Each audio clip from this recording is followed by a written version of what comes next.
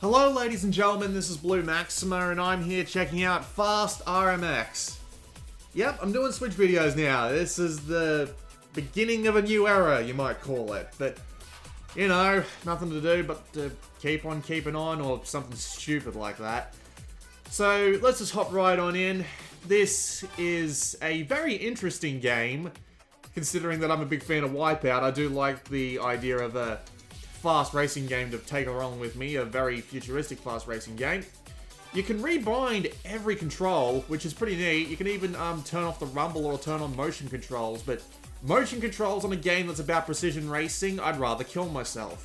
Graphics, you can turn off a couple of things. I've already turned off chromatic aberration, but for the purpose of demonstration, I will turn it on. Unfortunately, I can only play the game at 720p because that's all my capture software supports for 60 frames a second, and I want to show off the 60 frames a second in this game because it's freaking mental. So the way the single-player gameplay in this works is that you've got 3 championships that each have 10 cups. And you beat a cup and you unlock another cup. You have 3 cups that you start with, and every time you beat a cup, you unlock a new cup. So you've always got 3 cups to do. So as you can see here, I've beaten Silicon, Thorium, and Argon, and I've got 3 other cups that I can do. And it'll just continue on like that. Whenever you beat cups as well, you'll also unlock new machines. So we're just going to have to pick one here eventually, aren't we? So I'll just pick Mercury, because why not? It'll unlock a new vehicle for me, hopefully. I've got most of the vehicles. As far as I'm aware, this 15 is all there are, and the game's got like 30 tracks, which is pretty good. So the different vehicles all have their own things: acceleration, top speed, and boost power. And they've also got weight, which determines what the handling's like. So I've gone for something which is a little bit balanced, which is the Muella, please. Alien Pet Exchange. I don't even know what the hell that means. They are kind of going for a sort of Wipeout style thing here, where all the machines are branded differently, but we'll just pick Muella because it's pretty well balanced and I like it. You can get ones that are very fast on the acceleration but also slow in the top speed, but you really want a good top speed in this game, because if you don't have a good top speed, you will probably get screwed by something. So, just like every other racing game ever, hold the A button as soon as the 2 goes down to the 1 and you'll get a boost from it. And we'll get right off onto playing Fast RMX. So what is Fast RMX? Well, it's a futuristic racing game, if you couldn't tell.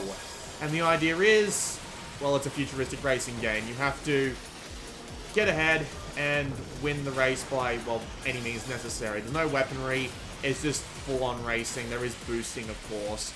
So the way this game's boost pads and boost launchers work is that there is a phase system. You press the Y button, is it the Y? No, it's the X button, which is the button on the top to change your phase. So I'm currently in orange phase right now, and I can swap to the blue phase by pressing the Y button. However, I don't want to do that just for that boost pad, but I want to do it for that boost pad. And your phase determines whether or not you'll actually boost or you'll slow the hell down whenever you hit a boost pad. So like if I use that there, you can see that I lost a fair amount of my speed, which means I'm going to want to have to pick that back up, won't I? Because that guy just got in front of me. The AI in this game is kind of annoying because it tends to be kind of rubber bandy. But then again, I did lose a massive amount of speed, so it does kind of fall on me for that one. But at the same time, it's just kind of annoying when the AI can manage to just catch up to you via just a massive boost of speed, and they'll be right out in front of you on the final lap. It sucks when that happens, especially with the way the boost works. But as I was saying, you lose speed whenever you go over something on the wrong phase. There is also a standalone boost system which doesn't require a particular form of phase. You can see the little pickups that I've been picking up.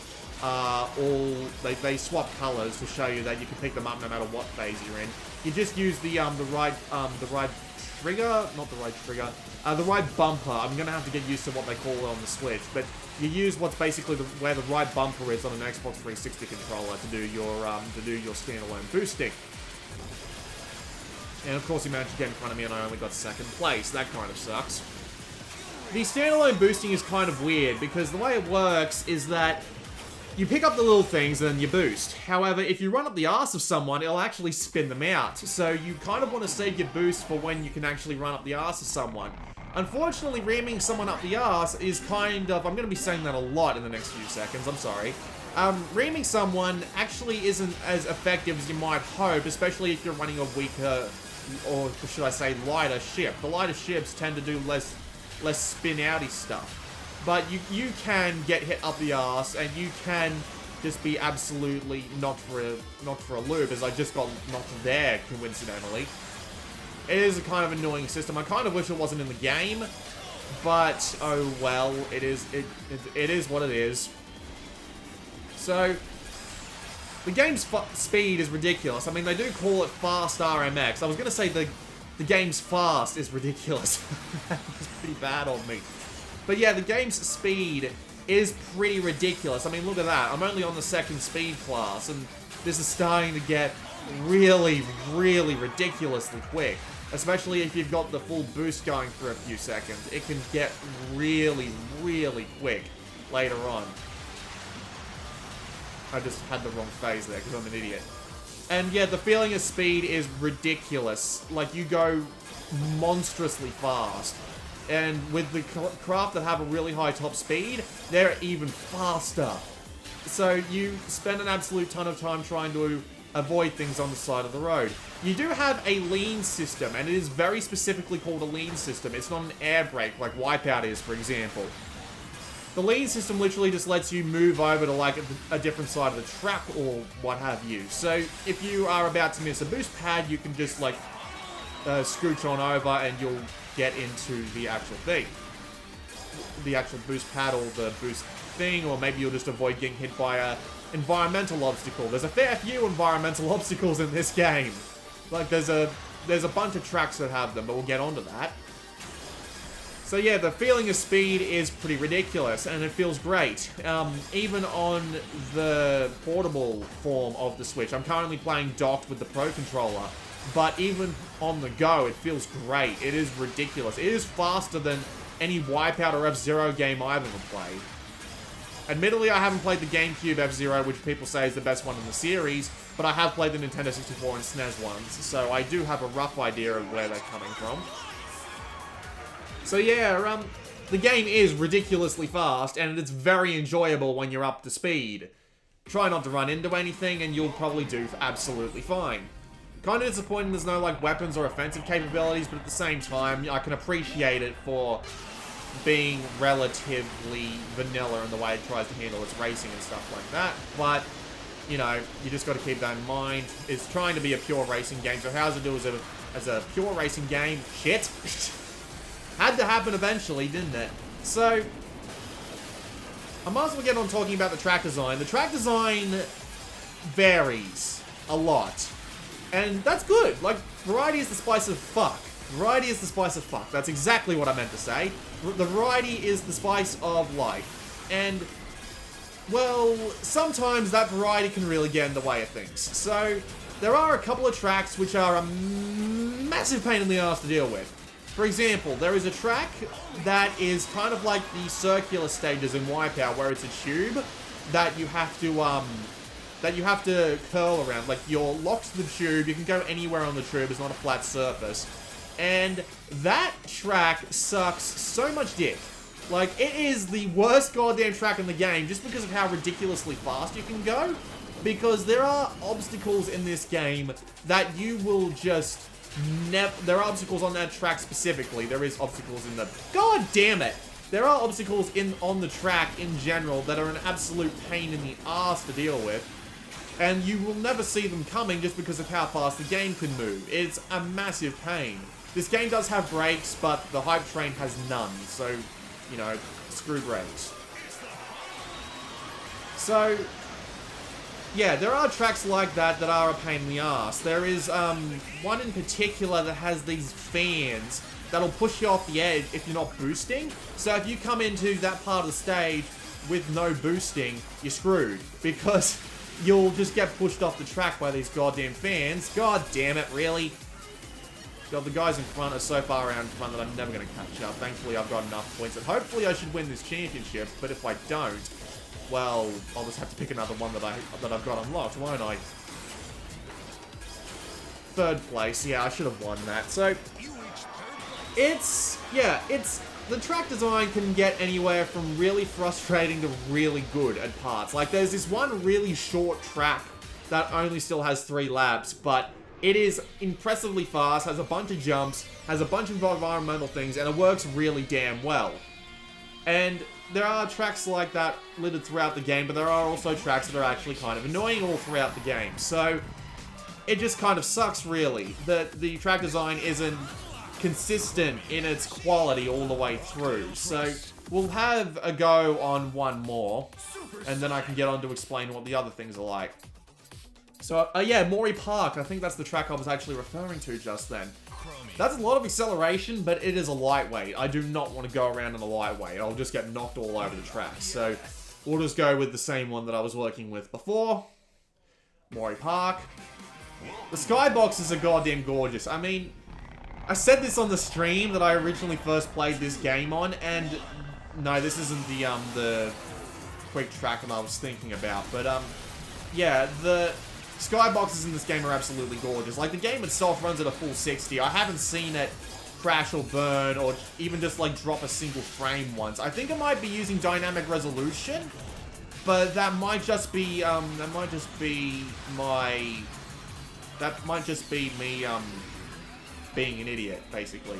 But yeah, the game runs really fast. I haven't seen it drop a single frame, even in portable mode. Playing this game with the Joy-Cons in portable mode is a freaking nightmare, by the way. Have fun with that. You can get used to it, but good God, does it get just, get annoying at once.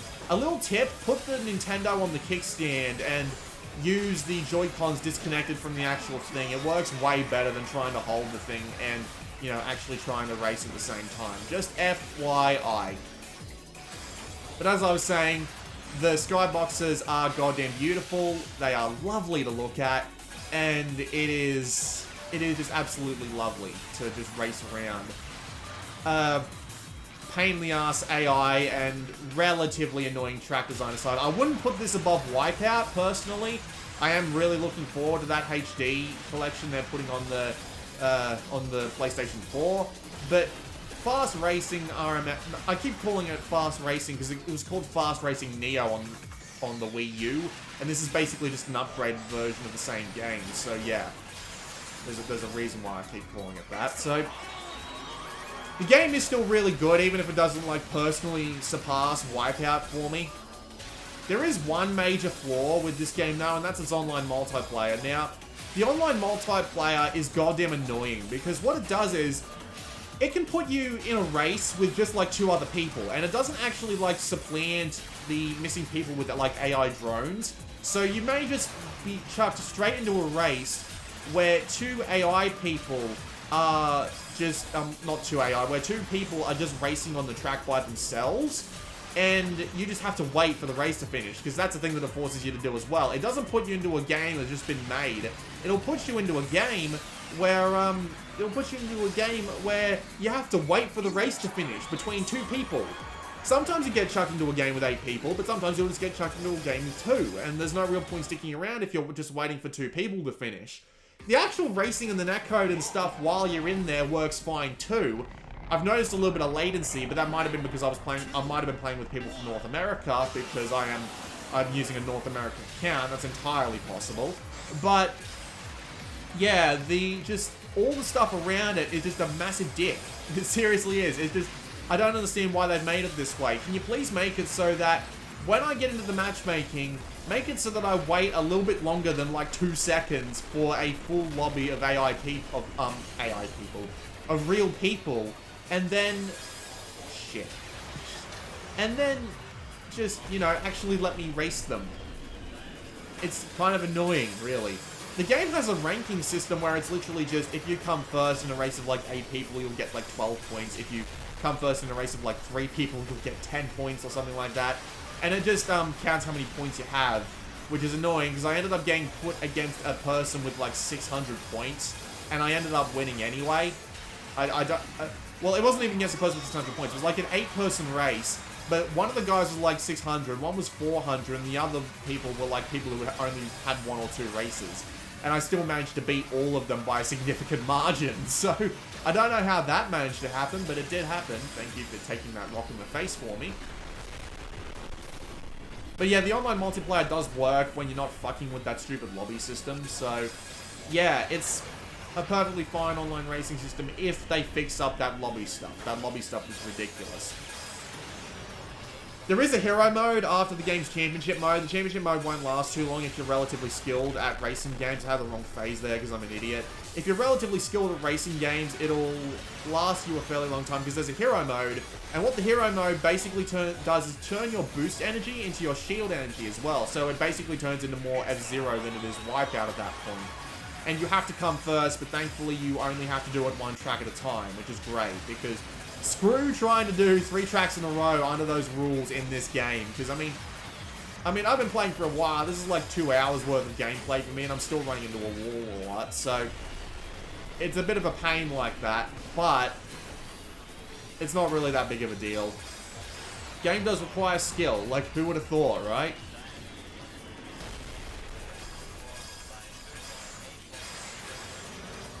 Gotta use all the boost I got, because goddamn, I'm not gonna get ahead if I don't. Do that, and that, and that, and then... try and boost around the corner. I need to get at least third. Chances are I didn't win that, but you still get to move on if you're in the podium. Oh no, I still got one more race to do, but yeah. Even as long as you're in the top 3, you'll still get a new machine and a new course to do. Sometimes you won't get a new machine, but oh well. There we go. So Fast Racing Neo is 20 bucks, and it's less than a gig, which, I mean, that's fantastic. Like, for a game like this, being under a gig for like 30 individual tracks and all that, that's just insane. Like, that's legitimately a really impressive effort on the data compression team's part.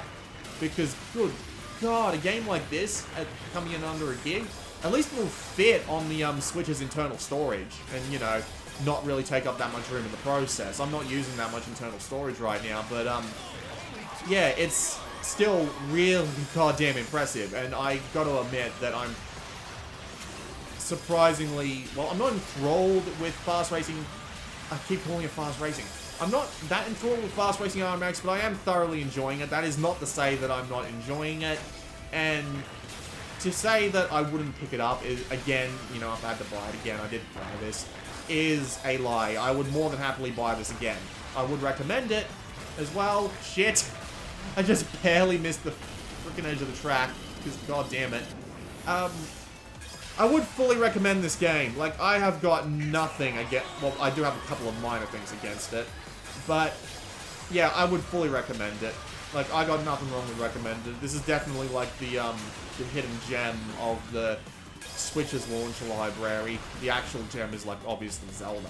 And I have played Zelda. I have played like 3 hours of it. I do want to do a video on it, but God, with a game like Zelda, you just don't know how to do a video on a game like that. It's just, hopefully I'll figure it out at some point, but yeah, I'll figure it out. Don't worry. So I obviously didn't come first. I came third. That's unfortunate. Unfortunately, this whole scene here is unskippable, which kind of sucks.